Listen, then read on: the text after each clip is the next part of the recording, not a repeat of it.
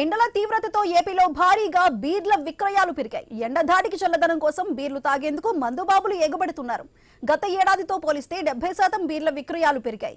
జనవరి నుంచి మే వరకు 2 కోట్ల కేసుల బీర్లు విక్రయాలు జరిగినట్లు తెలుస్తోంది. దీన్ని అలసుగా తీసుకున్న మద్యం వ్యాపారులు బీరుపై 10 నుంచి 20 రూపాయల అదనంగా వసూలు చేస్తున్నారు. పెరిగిన బీర్లు విక్రయాలపై ఏలూరు ఐఎంఎల్ డిపో నుంచి మరింత సమాచారం మా ప్రతినిధి భార్గవ్ అందిస్తారు. కావడంతో అత్యధికంగా బీర్ల విక్రయాలు పెరిగాయి. ఇప్పటికే అటు ఐఎంఎల్ తో పాటు బీర్ల విక్రయాలు పెరగడంతో ప్రస్తుతం రాష్ట్ర వ్యాప్తంగా కూడా బీర్ల విక్రయాలకు సంబంధించి అటు గోడౌన్లకు సరుకు కూడా అత్యధికంగా వస్తున్నటువంటి పరిస్థితి కూడా ఉంది. మనం ప్రస్తుతం ఏలూరు ఐఎంఎల్ డిపోలో ఉన్నాం. ఏలూరు ఐఎంఎల్ డిపోలో చూసుకుంటే దాదాపు గడిచిన 4 నెలల్లో 15% అత్యధికంగా కూడా విక్రయాలు జరిగినట్టు గత ఏడాదితో పోలిస్తే ప్రస్తుతం మనకు సమాచారం కూడా అందుతుంది. చూసినాం గత ఏడాదిలో జనవరి నుంచి ఏప్రిల్ వరకు ఉన్నటువంటి విక్రయాలు కనుక చూసుకుంటే 2,75,000 కేసులు బీర్లు ఇక్కడి నుంచి కూడా విక్రయాలు జరిగితే ఈ ఏడాది జనవరి నుంచి మే నెల వరకు కనుక చూసుకుంటే 3,15,000 కేసుల వరకు కూడా బీర్ల విక్రయాలు జరిగినట్లు కూడా మనకు గణాంకాలు కూడా చెబుతున్నాయి. దీంట్లో అత్యధికంగా కూడా అటు కేఎఫ్ స్ట్రాంగ్ బీర్లు కూడా విక్రయాలు జరుగుతున్నట్లు తెలుస్తుంది. ఇతర అన్ని బ్రాండ్లు కూడా ప్రస్తుతం జిల్లాలో ఏలూరు ఐఎంఎల్ డిపో పరిధిలో 130 బ్రాందీ షాపులు కూడా ఉన్నాయి. అలాగే ఏదైతే బార్ అండ్ రెస్టారెంట్లు ఉంటాయో అవి కూడా మరొక 20 మొత్తం 150 షాపుల వరకు కూడా ఉన్నాయి. ఇందులో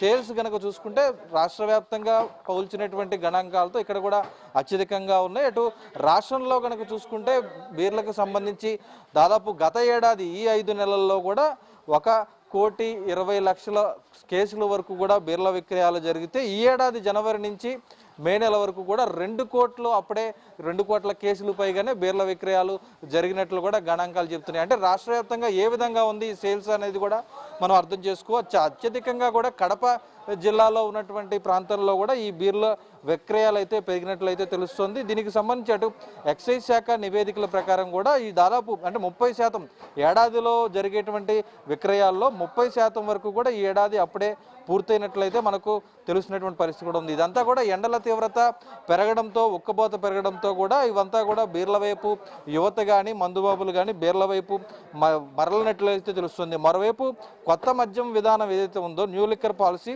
కూటమి ప్రభుత్వం వచ్చిన తర్వాత అన్ని బ్రాండ్లు కూడా గత ప్రభుత్వ హయాంలో చూసుకుంటే కొన్ని బ్రాండ్లు మాత్రమే అందుబాటులో ఉండేవి. ఇప్పుడు ఈ ప్రభుత్వంలో మారిన తర్వాత కూటమి ప్రభుత్వం వచ్చిన తర్వాత దాదాపు అన్ని ప్రముఖ బ్రాండ్లను కూడా అందుబాటులోకి తీసుకురావడంతో కూడా అటు ఆ మద్యం బాబులు వీటిపై మొగ్గు చూపుతున్నటువంటి పరిస్థితి స్పష్టంగా అయితే కనిపిస్తోంది. అటు ఐఎంఎల్ సంబంధించినటువంటి విక్రయాలు ఏమాత్రం తగ్గకపోయినా బీర్ల విక్రయాలు మాత్రం మరింత పెరుగుతూ రెట్టింపులు అవడం అనేది కూడా ఈరోజు ఈ వేసవి తాపం ఏ విధంగా ఉందనేది కూడా మనం అర్థం చేసుకోవచ్చు.